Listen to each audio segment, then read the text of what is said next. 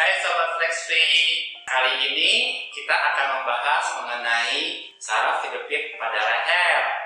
Sebenarnya apa sih yang dinamakan saraf kejepit itu? Bagaimana sih pemeriksaannya? Bagaimana pencegahannya? Dan bila sudah terkena, bagaimana pengobatannya?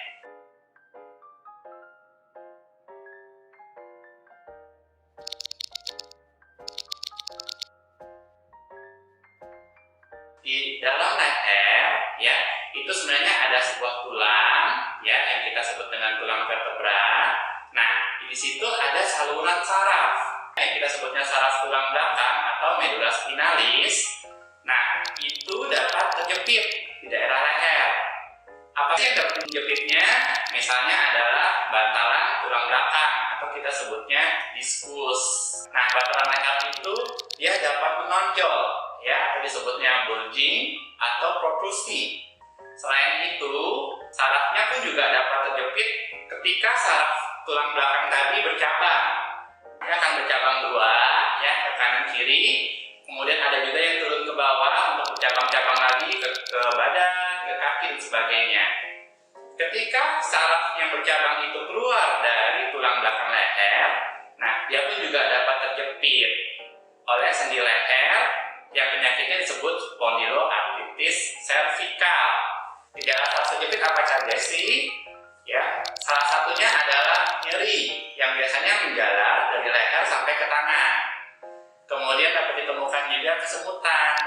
Kesemutannya pun juga dapat menjalar dari leher sampai ke tangan, atau kadang dapat ditemukan pada tangan saja. Bisa juga ditemukan kelemahan pada tangan atau baal, atau bila sudah parah sekali dapat ditemukan otot-otot di daerah tangan yang mengecil, atau kita sebut juga hipotrofi atau atrofi.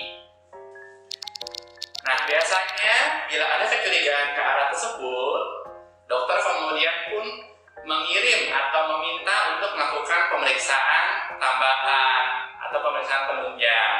Yang paling sederhana adalah pemeriksaan ronsen atau X-ray. Kita sebutnya dengan ronsen cervical. Di situ kita dapat melihat tulang-tulang, namun bantalan tidak terlihat di situ karena X-ray akan menembus bantalan sehingga hanya terlihat tulang-tulang saja. Saraf pun juga tidak terlihat. Yang kita lihat adalah apakah ada pengapuran atau osteofit kita sebutnya, yaitu timbulnya tulang muda atau taji di sendi-sendi leher. Kemudian kita juga dapat melihat apakah adanya penyempitan pada ruang antar tulang belakang. Nah, pemeriksaan yang lebih lengkap adalah MRI, karena MRI akan dapat melihat juga bantalannya. Demikian juga sarafnya dapat terlihat. Di situ kita dapat melihat adanya bantalan yang menekan atau menjepit saraf. Bila sudah parah sekali jepitannya, akan disebut namanya kanal stenosis, di mana terlihat seakan-akan si saraf tulang belakang tersebut seperti tidak nyambung dengan bawahnya. Nah, pengobatannya tergantung dari beratnya penyakit. Bila masih ringan, kita dapat dengan pengobatan dengan obat-obatan, bisa juga kemudian dengan terapi. Terapi pun juga di sini kita ada terapi untuk saraf terjepit, yaitu DTS atau Decompression Tension System. Pada terapi ini pasien akan tiduran, kemudian akan ada satu alat dengan komputer di mana leher pasien akan ditarik dengan kekuatan tenaga tertentu.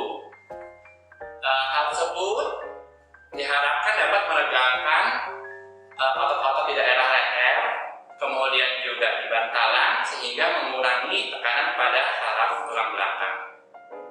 Bila kondisi sudah sangat berat, maka biasanya kita akan bekerja sama dengan dokter ortopedi atau dokter bedah saraf untuk melakukan operasi. Jadi, penanganan untuk terjepitnya saraf tulang belakang leher terdiri dari obat-obatan, terapi fisik, termasuk juga tadi DTS atau Decompression Tension System, dan bila cukup berat dapat membutuhkan operasi. Demikianlah penjelasan saya mengenai jepitan saraf tulang belakang leher. Bila teman-teman ada yang merasakan gejala tersebut yang tadi saya sudah jelaskan, atau curiga mengalami penyakit ini, dapat datang ke Flexfree atau ke dokter atau klinik terdekat.